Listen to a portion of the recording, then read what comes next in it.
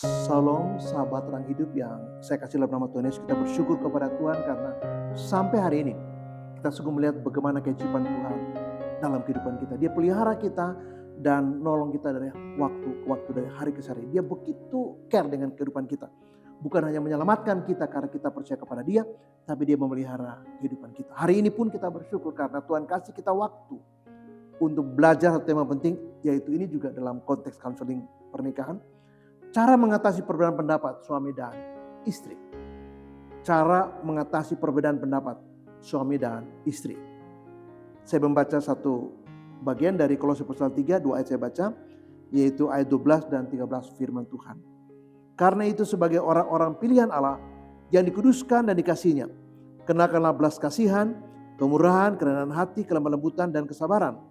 Sabarlah kamu seorang terhadap yang lain, dan ampunilah seorang akan yang lain apabila yang seorang menaruh dendam terhadap yang lain.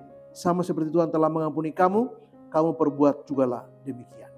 Ada 6 hal yang disebutkan Paulus di sini, yaitu kenakan belas kasihan 1, kemurahan 2, kerendahan hati 3, kelemah lembutan 4, kesabaran 5, dan ayat 13 saling mengampuni. Nah, ini menjadi poin penting, 6 poin ini sebagai dasar bagi kita dalam pernikahan untuk mengatasi berbagai perbedaan pendapat dalam pernikahan. Nah, yang pertama saya ingin sorot begini.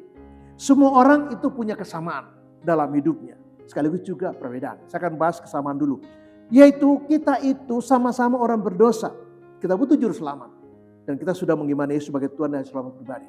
Kita sama-sama banyak berbuat salah.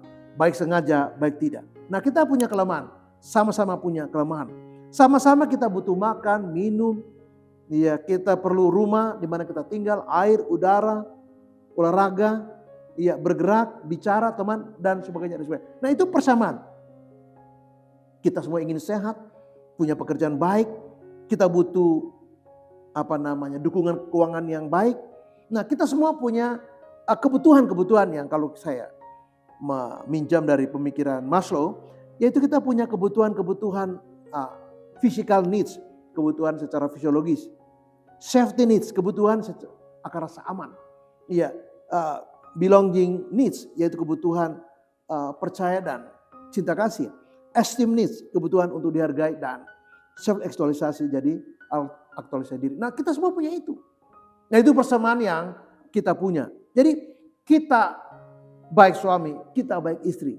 Atau sebaliknya, kita istri dan kita sebagai suami. Kita tidak bisa lepas dari kesamaan-kesamaan seperti dari kebutuhan. Ada kelemahan, ada kekurangan, ada keterbatasan. Dan karena itulah kita butuh untuk yang namanya saling peka untuk memahami.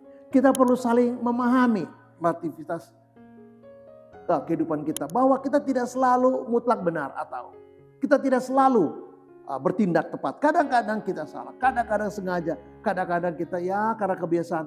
Tapi kita semua baik suami baik istri, kita ada kekurangan, kita ada kelemahan, kita ada banyak sekali hal yang perlu ditolong. Dan itu membuka ruang untuk kita lebih bijak untuk menghargai perbedaan kita. Mengapa? Karena kita punya kesamaan yang kurang lebih sama, bahwa kita sama-sama membutuhkan hal-hal yang sama seperti pasangan kita untuk dihargai, kita juga butuh dihargai. Untuk disupport, kita juga butuh disupport. Untuk dimengerti, kita juga butuh dimengerti. Untuk difahami, kita juga butuh difahami. Untuk didengar, kita butuh didengar. Nah, kita semua sama punya kesamaan antara saya dan antara pasangan saya.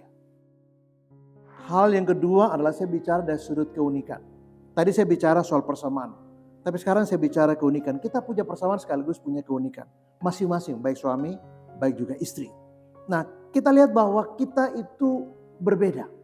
Kita unik. Bahkan anak kembar seperti Esau dan Yakub berbeda sekali. Esau seorang petarung, seorang yang gagah, yang berani, yang powerful, bersemangat, cepat, cekatan. Nah, sementara Yakub sebaliknya dari itu. Para mereka anak kembar. Yang satu Esau itu dia seorang yang berbadan gelap, kemerah-merahan. Yakub itu agak putih dan cenderung tidak berbulu, jadi halus. Padahal itu anak kembar. Ya, jadi anak kembar pun bisa berbeda, apalagi kalau kita tidak kembar. Ya, jadi keunikan itu terjadi pada diri kita. Latar belakang kita berbeda, pola asuh kita berbeda, bagaimana orang tua kita di rumah, mengasuh kita, bagaimana ibu kita membimbing kita, bagaimana orang tua kita berkomunikasi dengan kita, bagaimana kebiasaan di keluarga kita. Mungkin keluarga ini semua orang boleh bicara, lebih demokratis, lebih terbuka, lebih partisipatif. Tapi keluarga yang satu mungkin diam, bapaknya jarang bicara. Dan mungkin ibunya yang mendominasi. Kalau keluarga sebelah, bapaknya yang menjadi pemimpin yang baik dan ibunya itu tunduk. Sehingga pola-pola ini memberi pengaruh pada kita ketika kita harus menghadapi perbedaan. Kematangan berbeda. Mungkin suami lebih matang, kadang-kadang istri lebih matang. Seharusnya suami lebih matang. Nah, dalam konteks tertentu mungkin yang satu lebih tenang, yang satu mudah untuk panik. Apa-apa panik, apa-apa panik, apa-apa gelisah. Nah, tapi kalau pasangan kita tenang, dia bisa mengatasi perbedaan seperti itu.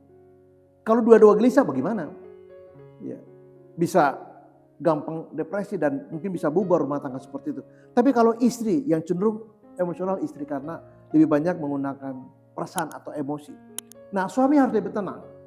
Ketika istri mungkin nangis atau merasa sepertinya tidak dihargai, ya suami jangan marah. Kamu kenapa sih? Datang-datang suami bukannya disawat bikin kopi kayak apa, kayak malah nangis-nangis begitu. Nggak lucu tahu nggak? Ah, jangan.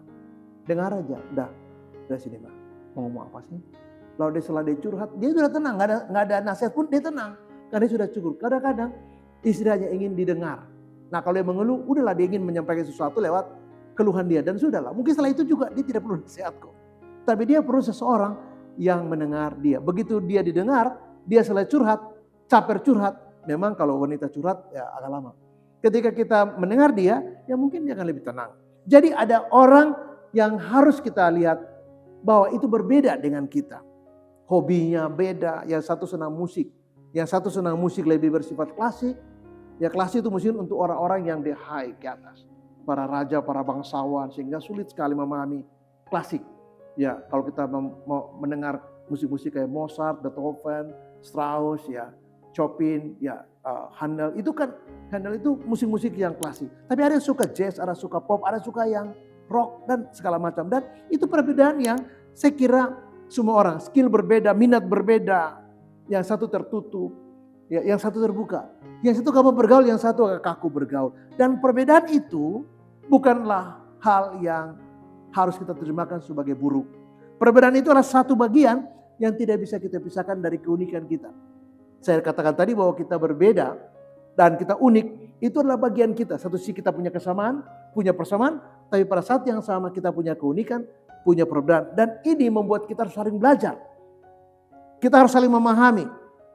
Nah, ketika kita melihat bahwa perbedaan ini sebagai bagian dari rahmat Tuhan, anugerah Tuhan, kebaikan Tuhan, kita menerima itu dengan jiwa besar, bahkan sebuah tantangan kita untuk belajar saling memahami. Hal yang ketiga adalah karena perbedaan itu positif, karena itu baik, itu anugerah Tuhan buat kita, maka kita harus mensyukuri itu, memaknai untuk kebaikan kita. Baik istri, baik juga suami. Nah, mari kita menerima perbedaan itu, kita menghargai, respect pada perbedaan itu, bahkan kita menikmati dan merayakan perbedaan itu sebagai anugerah yang Tuhan kasih buat kita. Nah, untuk apa? Kita bisa saling belajar, saling menghargai, bisa juga saling berbagi dan saling menolong satu kepada yang lain. Kita bisa saling membantu. Ya, kemudian kita bisa belajar untuk saling bekerja sama dan mendukung. Saya beri contoh. Ya, kadang-kadang dalam pernikahan itu, ya ada salah satu yang bisa pegang uang. Ini dalam kasus yang teknis sekali. Katakanlah istri. Nah, kalau begitu, suami harus belajar mempercayai istri karena dia mampu pegang uang. Dia tidak boros, dia catat semua pengeluaran dan bijaksana. Nah, kalau suami yang pegang malah bahaya. Kenapa? Karena suami boros, tidak ada hitungan. Tiba-tiba uang habis dan disalahkan istri, padahal dia yang pegang uang. Uang kita kemana sih, Ma? Loh, kan bapak yang pegang uang. Karena suami nggak pernah telaten, mencatat, dia tidak tahu uang sudah habis kemana. Tapi kalau istri, katakanlah pintar untuk memegang uang, biar dia yang pegang uang. Untuk apa? Untuk kebaikan keluarga. Bisa beli ini, beli itu. Kenapa? Karena dia bisa mengelola keuangan. Biarlah dia yang pegang. Kalau misalnya seseorang pintar bicara, biarlah dia yang bicara. Kalau dia pintar nawar, biarlah dia yang menawar. Pintar lobby, biar dia yang lobby.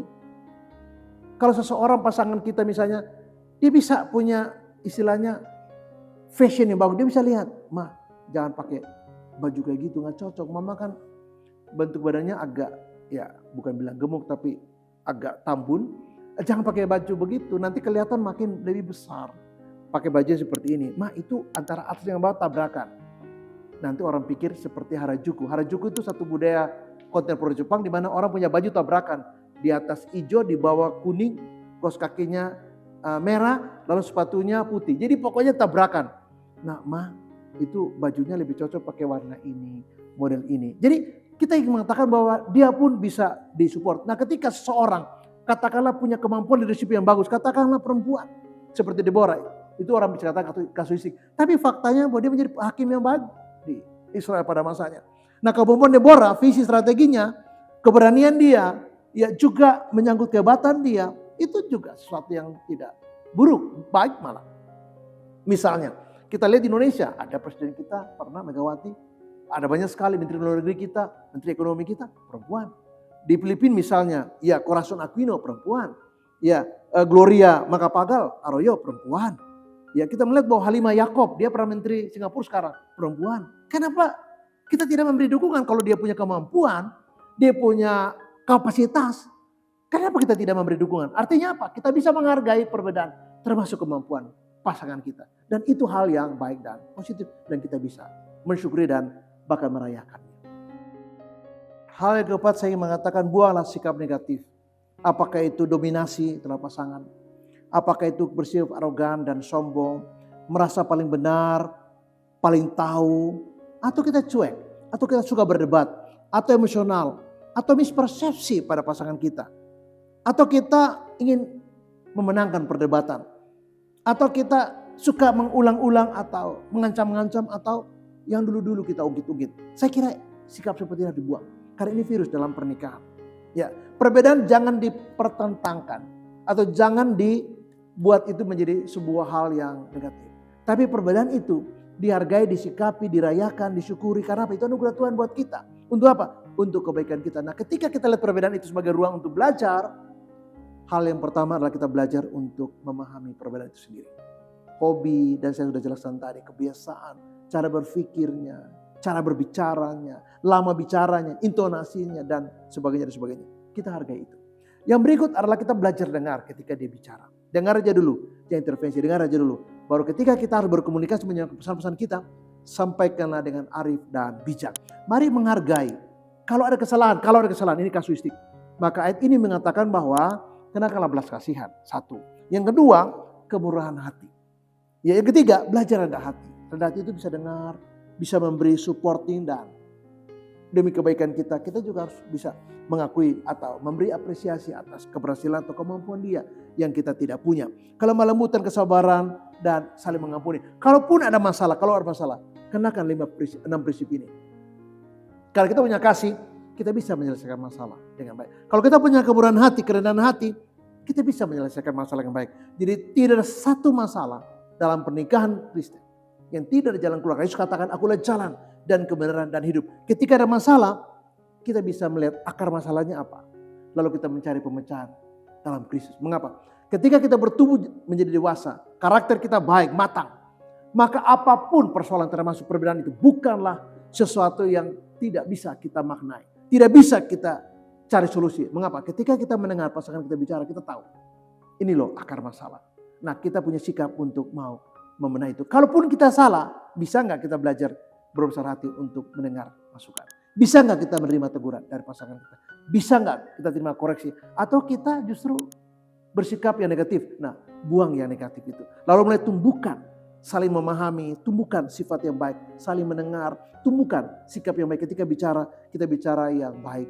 Ketika kita harus menyampaikan teguran, sampaikan dengan arif dan bukan dengan justifikasi. Ketika ada masalah, mari kita selesaikan dengan baik dalam Kristus. Mengapa? Di dalam Yesus ada masalah. Dalam Yesus ada jalan keluar. Dalam Yesus semua hal bisa kita bicarakan dan pasti ada jalan. Karena Yesus berkata, akulah jalan dan kebenaran dan hidup. Saya akan menutur dengan sering mengatakan begini. Karena setiap orang itu berbeda. Sekaligus ada kesamaan. Setiap orang unik. Maka marilah kita belajar untuk saling menerima keunikan masing-masing kita. Mari kita menghargai keunikan itu sebagai anugerah Tuhan buat pernikahan kita. Mari kita membuka diri untuk belajar. Nah, poin ketiga ini menjadi penting. Tidak mudah kita belajar, apalagi suami ke istri. Tapi disitulah ukuran bagaimana kita matang. Yaitu ketika kita bicara didengar, dan ketika dia bicara kita juga belajar mendengar, bahkan menghargai. Tidak ada yang sempurna, Baik suami, baik istri, kita punya kekurangan dan kelemahan dan kesalahan. Tetapi dalam perbedaan itu, saya katakan sekali lagi bahwa perbedaan itu anugerah buat kita. Sehingga kita punya ruang yang besar untuk rendah hati dan mau belajar. Tidak ada orang yang belajar kalau sombong. Orang sombong mengatakan saya sudah tahu semuanya. Tapi orang rendah hati, dia mau belajar bahkan dari pasangannya. Dan mengatakan bahwa inilah pelajaran yang berharga untuk kita bertumbuh menjadi pasangan yang serasi dalam Kristus. Perbedaan itu bukan sesuatu yang buruk, tapi justru ruang untuk kita belajar menjadi dewasa. Terus memberkati dan shalom. Amin.